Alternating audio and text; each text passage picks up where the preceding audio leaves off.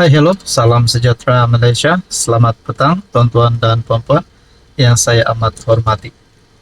Saudara-saudara, Malaysia dan khususnya negeri Sabah digemparkan dengan satu kes yang melibatkan rasuah yang menyebut nama Lapan Adun. Dan di dalam isu ini juga ada disebut nama Ketua Menteri Sabah, Haji Jinor. Dan di dalam isu ini juga, antara yang menjadi bualan ramai orang adalah si pemberi maklumat. Tuan-tuan dan puan yang amat dihormati, ada yang kata ini adalah konspirasi politik untuk menumbangkan HJJ, untuk menumbangkan JRS, dengan tujuan untuk pilihan raya negeri 2025 di Sabah untuk diawalkan. Sedangkan tarikh yang diumumkan oleh Ketua Menteri Sabah sebelum ini adalah pada bulan Oktober 2025 dan mungkin diawalkan. Saudara-saudara, berkaitan dengan isu ini, akhirnya antara parti yang pernah menerajui kerajaan negeri Sabah, yaitu Parti Warisan, dalam satu kenyataan, jangan tolak mentah-mentah permintaan immunity pemberi maklumat. Perkongsian daripada Malaysia kini bertarikh 14 November. Penasihat Undang-Undang Warisan Chin Teck Ming menggesa SPRM untuk tidak menolak mentah-mentah permintaan pemberi maklumat untuk immunity, dan sebaliknya mengambil pendekatan yang lebih praktikal. Kata Chin, walaupun SPRM mempunyai hak untuk membatalkan immunity di bawah undang-undang, tindakan sedemikian boleh menghalang pemberi maklumat lain daripada tampil melaporkan salah laku. Dalam kes ini, tak kira apa sebabnya, pemberi maklumat berani untuk mendedahkan kelakuan tidak wajar yang dilakukan oleh Adun. Kita harus memberi tabik hormat kepada pemberi maklumat dan menggalakkannya kekal teguh dan membuat laporan kepada SPRM. Lagipun, Ketua Menteri Sabah secara terbuka berkata, tiada apa yang perlu disembunyikan, katanya dalam satu kenyataan. Pemberi maklumat yang berkongsi beberapa klip video dengan Malaysia Kini yang didakwa memaparkan ahli politik Sabah membincangkan penerimaan rasuah, membuat laporan polis selepas menerima ugutan bunuh. Pada 9 November, Ketua Pesuruhjaya SPRM Azam Baki berkata, agensinya tidak dapat memberikan jaminan bertulis bahawa pemberi maklumat tidak akan disiasat atau didakwa. Azam menegaskan bahawa undang-undang menyatakan apabila individu itu memberikan maklumat kepada pihak berkuasa, dia dilindungi di bawah undang-undang, tetapi ia boleh dibatalkan jika dia didapati terlibat dalam kesalahan itu. Pada 12 November, Perdana Menteri Anwar Ibrahim berkata, pemberi maklumat tidak akan dijamin perlindungan jika mereka adalah pemberi rasuah. Lagipun dalam kes rasuah adalah hak SPRM untuk memilih untuk mendakwa pemberi rasuah di bawah Seksyen 16 Akta SPRM 2009 atau penerima di bawah Seksyen 17 dalam undang-undang yang sama.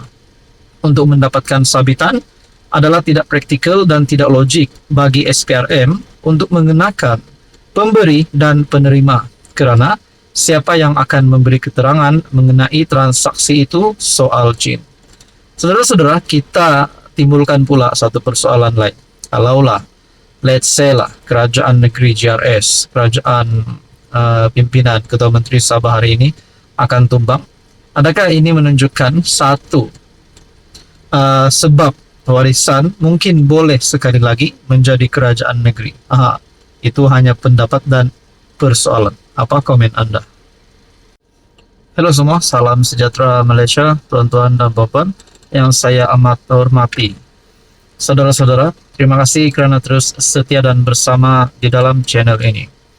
Rupanya ada satu pengakuan daripada kepimpinan besar Bersatu ataupun Perikatan Nasional, yaitu Peja ataupun Faizal Azum.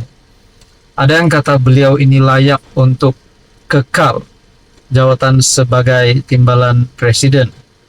Ada yang kata beliau ini mungkin layak untuk jadi presiden bersatu.